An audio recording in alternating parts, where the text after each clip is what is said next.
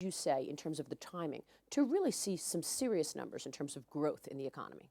Well, look, even on those IMF forecasts, the UK economy, the IMF forecast is for the UK economy to grow this year and next. And indeed, not that it's a cause of celebration, but I would note that we are forecast to grow more than Germany or France. Now, we have a tough situation with our neighbourhood where we have the Eurozone in recession.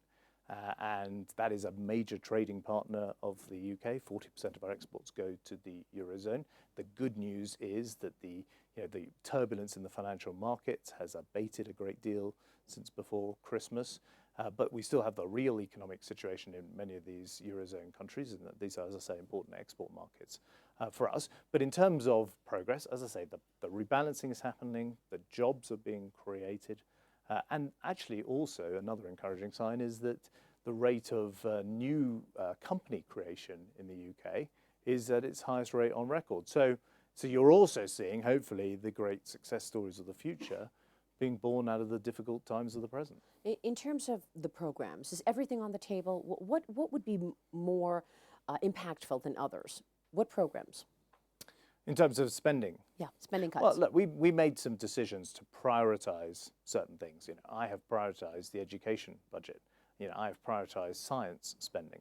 So I've made some judgment calls about what are the kind of investments that are going to support the economy. We're also putting more money into infrastructure and roads and the like, but we've taken tough decisions on, as I was just explaining, on welfare entitlements and some other areas of government spending. Now, the way this works in the UK is that over the next few months, I'm going to have that collective discussion with other people sitting around the British cabinet table. But everyone knows that we've got to do this. Everyone is signed up to a path of deficit reduction that is collectively agreed across the government. There is always going to be a healthy debate about where exactly you make the savings, but no one doubts that the savings have to be made. And in the meantime, you are faced, as you say, a tough neighborhood, faced with an environment which is also troubling and perhaps uncertain. So, well, first of all, you must feel somewhat vindicated, the fact that you did not join the euro.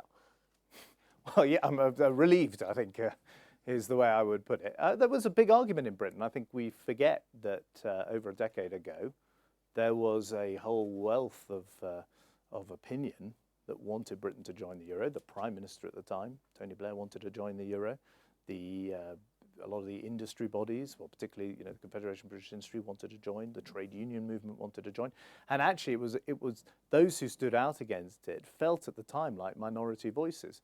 And it only emerged over time that actually the business community there were many more people in the business community who were sceptical about joining the currency.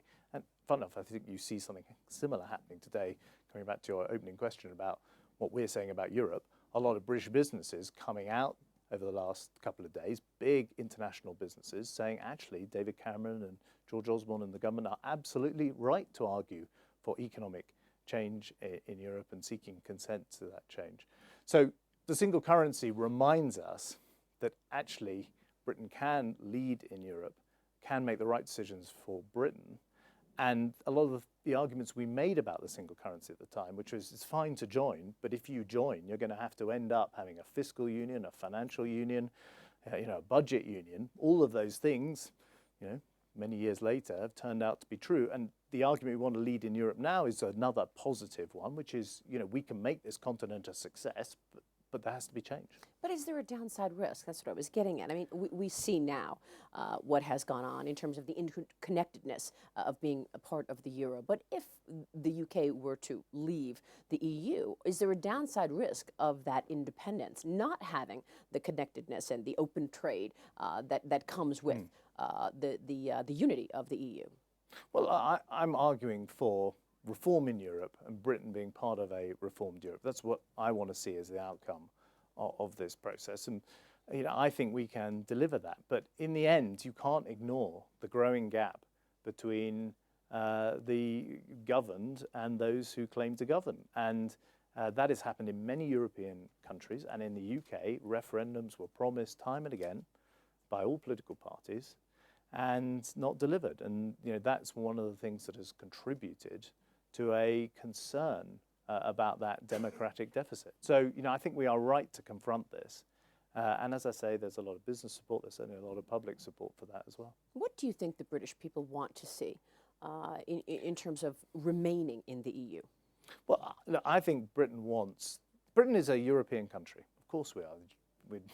Our entire history has been tied up with the continent of Europe.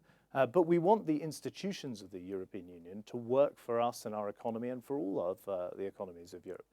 We cooperate in the European Union. Let me give you a very good and specific example, which doesn't feature at the World Economic